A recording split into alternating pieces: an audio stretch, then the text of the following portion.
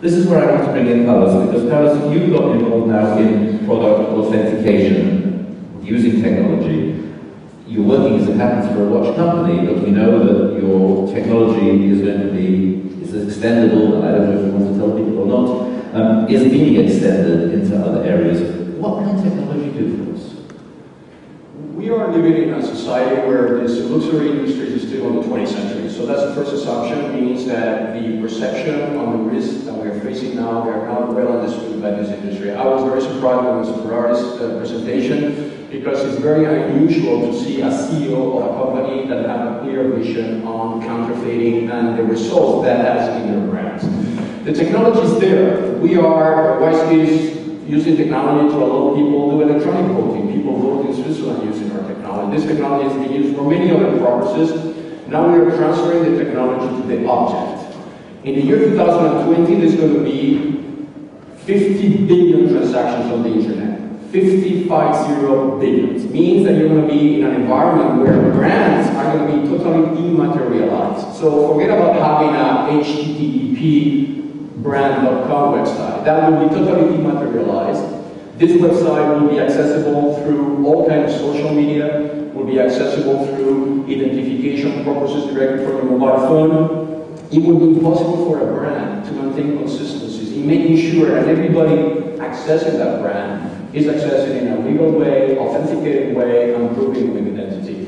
The only way that you mentioned about Bieber and Jean-Claude Bieber and myself in 2008, we launched a Wolfers on using Google and issuing an ID, a digital ID for all Google watches on Earth. Since then, 440 boutiques around the world has installed that technology. We are personalizing every time somebody buys a Google, anywhere in the world. There's a person there that prints a smart card, so you have actually a DA, like a digital ID card, like you have for your passport, so your ID.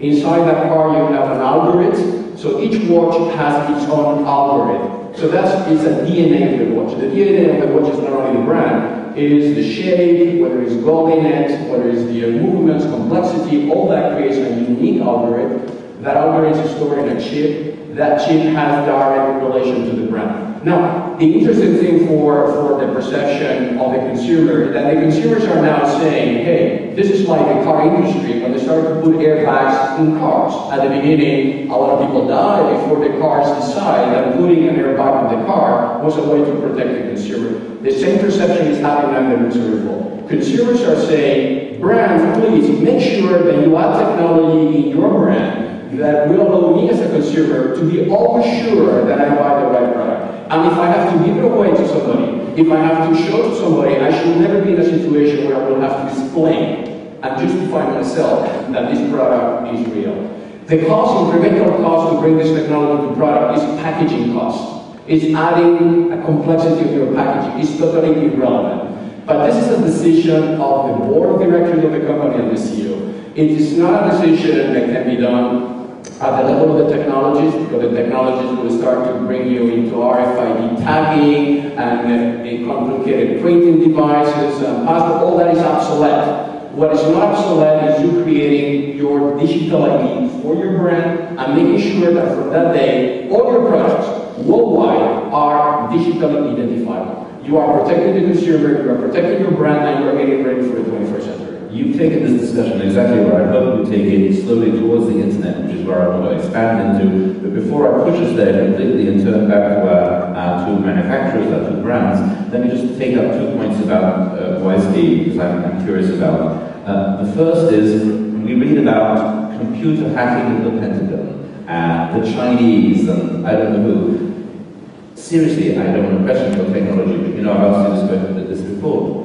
Is this really unhackable? I mean, is it absolutely? There are two dimensions of the protection level. First, the technology is not centralized in one place. It means all your IDs of your watches are now, like the case of Sony was a few days ago, or HSBC was a year ago. The mistake there is creating databases. If you have a database, hackers will get it. There's absolutely no way that you can protect databases. The way of doing it is by creating algorithms, which are encrypted algorithms per products, which are never in one database. They are distributed around the organization. A CEO has access to several parts of the data, marketing department, another part of the data, designers, another part of the data, and all of them themselves, they have an identity before they can access that data. So basically, we are working on identifying everything environment. Somebody can hack, obviously, I mean, WISeKey, the day that Google got hacked by Chinese, or service engineers were the most hacked server in the world.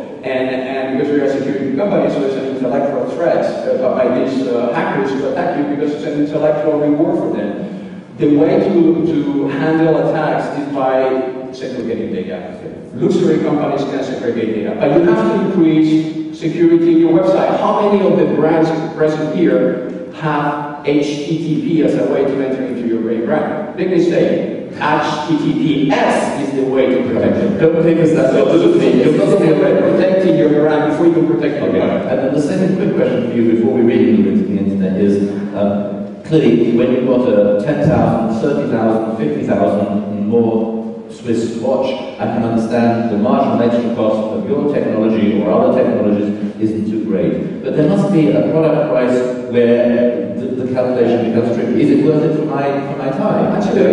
Actually, we're wearing MIT meeting a week ago. We are launching a Thai project with Chris and Chris, which is a Thai company in Spain, which you are putting now biometric technology in Thai, so the way to send your data from person to person is real time. But to your point, in the case of Hublot, after we digitally identified all the watches, the next thing happened is Hublot created a social network with the name hublotista.com that has become the most interesting social network ever in the luxury industry.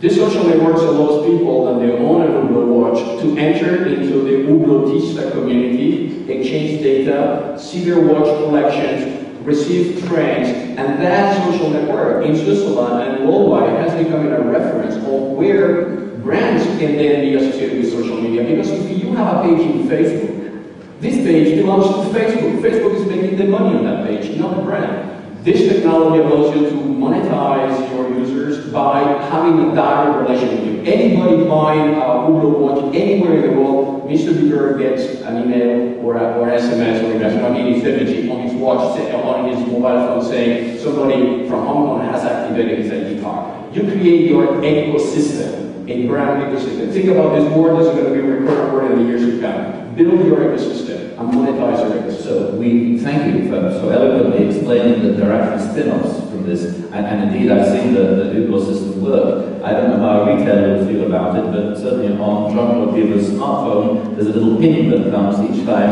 the watch gets sold, which must make the CEO very happy. I don't know how the retailers feel about Big Brother looking over their shoulder. But that's something we can go later, and I think we're both around. Why is this news with us?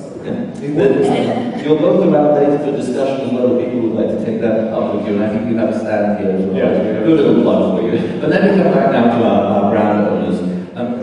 Go on, Carlos, you have it. Yeah, actually, this is a very, very important point. The fact that we have actually the market is $1 trillion market, 5% international trade, and watches are around 300 million in counterfeiting. And the reason it's becoming so huge is because the counterfeiters are extremely well organized.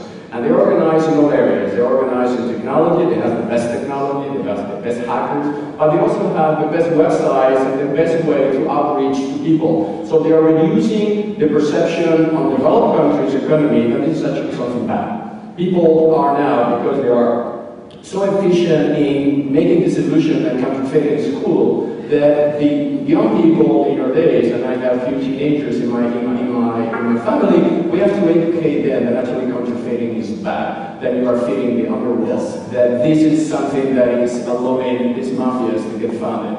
This education is not properly done, and that starts at the school level. That is not only the responsibility of the brand owner, that starts at the school, it's government duty, it's press duty, it's opinion makers like Financial Times duty, it's everybody duty